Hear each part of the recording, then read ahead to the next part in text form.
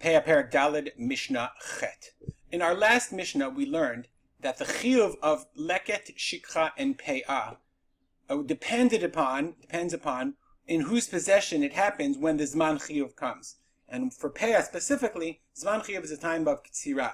So therefore, if it's in the hands of Hekdesh, if I gave it when it's come out, but the Amarim, it's not chayav. Why? Because at the time of ktsira, the produce belonged to Hekdesh. So today's Mishnah, this Mishnah is a continuation of the last Mishnah, and it talks about chiyuv and trumot and maasrot. So the halacha is, if produce belongs to the Beit HaMikdash, if it belongs to Hekdesh, it's not chayav and trumot and maasrot. So therefore, the Mishnah is going to say that a similar rule applies. The rule is that it's chayav and trumot and maasrot if the produce was in possession of a regular person and not of Hekdesh when the chiyuv trumot and maasrot came into being. But if it was in the possession of Hekdesh, then there are no trumot and maasrot, even though you bought it back later. We'll read it in the Mishnah. I'll explain. Kiyotzebo, similarly, meaning similar to the din of leket, shikha, and peah.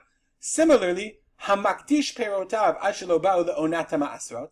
If I give my fruits to Hekdesh before the period, the onah, the period of maasrot, upeda'am chayavim, meaning I make it Hekdesh, I give my produce to Hekdesh before it becomes chayav and trumot and maasrot, and then I redeem them again, still before the trumot and maasrot, chayavim. Why? Because it's in my possession when it became time for when the time of trumot and maasrot fell upon the produce. Similarly, mishu ba'u le'onat ha'maasrot. What if I gave Hekdesh? I made it Hekdesh, makdish. It's as if the Mishnah says, hamakdish mishu ba'u le'onat ha'maasrot. I made it Hekdesh after the time of Maas, it became chayav maasrot, upedam, and then I redeemed it again. I pay keren and chomash, I get back chayavim, similarly chayavim. But hikdisham ad shelo nigmaru. But if I made them Hekdesh, ad shelo nigmaru means before they were, in this context, we're just going to explain simply because it can get very complicated.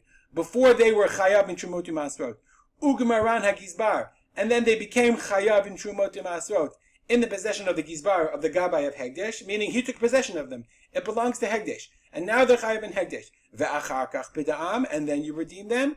P'turim, you're exempt. Why? Shebeshat chovatam ayu p'turim. Similar to leket, shikha, and peah.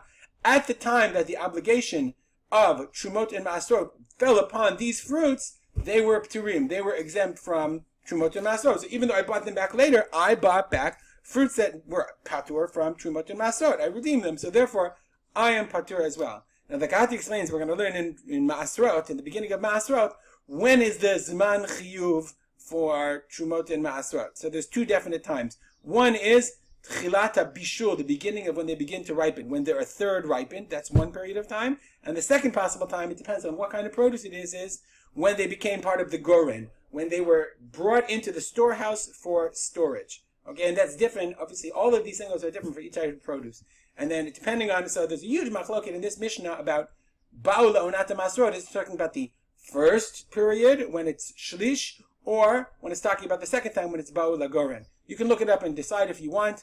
There's a long essay in the Kati about what it means. There's many different explanations. Nonetheless, we see a similarity between Hekdesh and Peah. If it's in your possession when it becomes chayav in trumot u'maasrot, then even though you gave it to Hekdesh later and bought it back, it's still chayav in maasrot. If it's in Hekdesh's possession when it becomes chayav in trumot and maasrot, then even though you bought it back later, it's still patur from trumot and maasrot. Today is Yom HaZikaron. I want to dedicate this learning. Here in Israel, it's Yom HaZikaron. While I'm recording, I want to dedicate this learning to the memory of all those people, almost 24,000. And today the number is 23,400 and something. I should know the number of people who, since the creation of the state, even before, gave their lives to create this amazing gift from HaKadosh Baruch Hu, and we bow our heads in their memory and we learn the Mishnah, L'zecher Nishmatam. Hey Nishmatam Tzura B'tzor HaChayim.